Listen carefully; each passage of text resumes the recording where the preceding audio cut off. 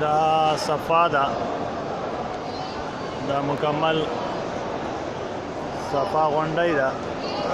دا لاندې چت دی او ورپسې دا دویم چت دی او دغه دریم چت دی، هغه څلورم چت دی او بیا باره پنځم چت دی. مکمل دا چتونه دي او مخامخ دغه بیت الله دی، دې ځینې ښکاري ده دغه بیت الله دی.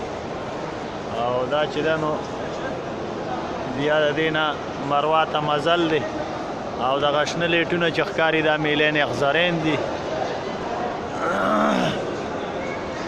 دې طرف ته باقاعده بوټ لګولی دی، دا شین بوټ دی. ان الصفا والمروة من شعائر الله فمن حج البيت او اعتمر فلا جناح عليه ان يطوف بهما ومن تطوع خيرا فإن الله شاكر عليم.